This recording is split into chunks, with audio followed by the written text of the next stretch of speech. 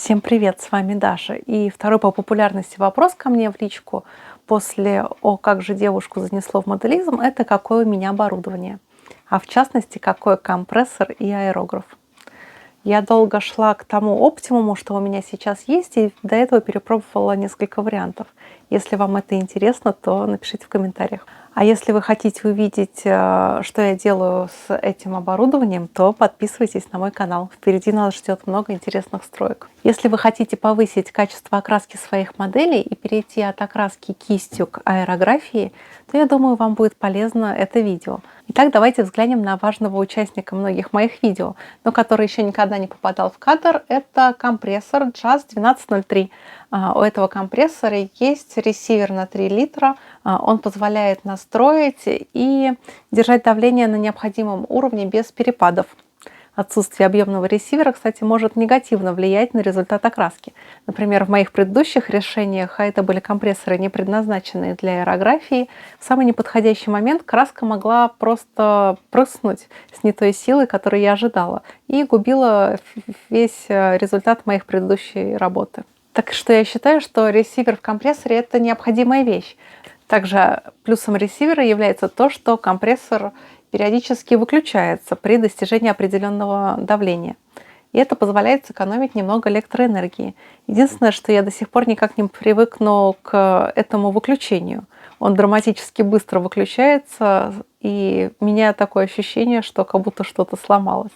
Наверное, примерно такие же ощущения возникают, когда ты едешь на машине с системой старт-стоп. Но спустя пару недель я привыкла к этому выключению. Автовыключение особенно полезно в начале работы, потому что я жду, например, когда он выключится, и я точно знаю, что в этот момент на выходе будет то давление, которое я установила. И также эта функция очень полезна, когда необходимо смешать краску прямо в аэрографе, и чтобы во время работы не надо было выключать компрессор самостоятельно. Также очень важная часть компрессора для меня, как для пользователя, это, собственно, регулятор давления. У этой модели давление регулируется в диапазоне от 0,2 до 4 атмосфер. Я использую его где-то в диапазоне от 1 до 2, в зависимости от поставленных задач. Для прешейдинга я ставлю давление всего в 1 атмосферу. У некоторых моделей аэрографов также есть регулировка силы потока воздуха. Но по мне это не лучшее решение, так как ты не всегда можешь точно знать, какое именно давление ты используешь в работе. Также у этого компрессора есть фильтр на выходе воздуха, и он очищает воздух от пыли перед аэрографом. Ведь маленькие частички пыли, ну или еще какого-то либо мусора могут испортить результат покрасочных работ. И поэтому я считаю, что это очень необходимая вещь в компрессоре. К минусам этого компрессора можно отнести, наверное, только дизайн, потому что его сложно вписать в интерьер обыкновенной квартиры так, чтобы он был незаметен. Единственное решение — это ставить его под стол. И уровень шума, я считаю, что у него довольно-таки приемлемый. Его, конечно, слышно во время работы, но шум далеко не такой сильный, чтобы мешать кому-то в соседней комнате. Еще из минусов то, что при долгой работе начинается греть верхняя часть компрессора, собственно, это радиатор.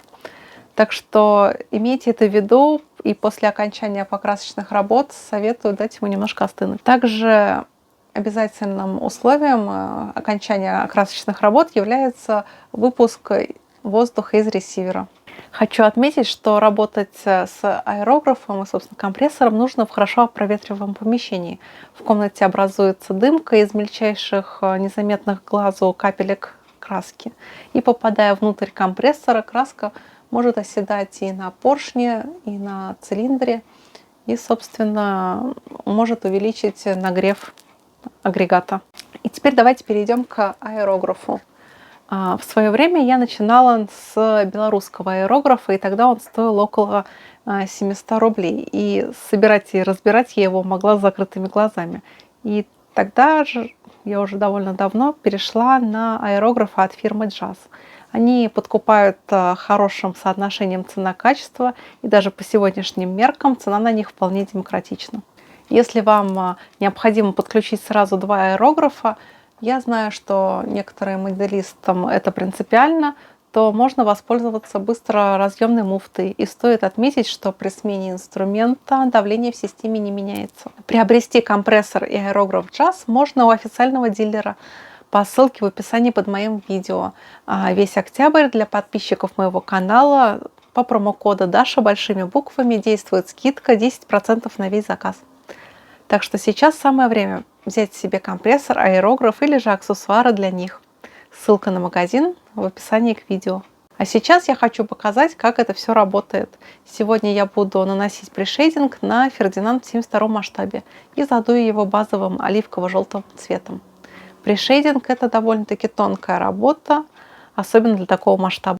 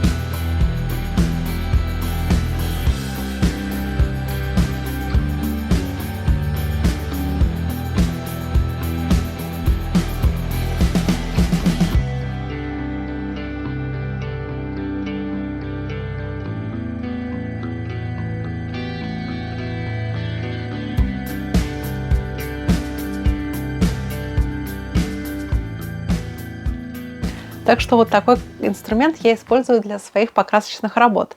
Если вы хотите увидеть, какие компрессоры я использовала до этого красавца, то пишите в комментариях. Надеюсь, вам очень понравился этот ролик. И до новых встреч. Пока-пока.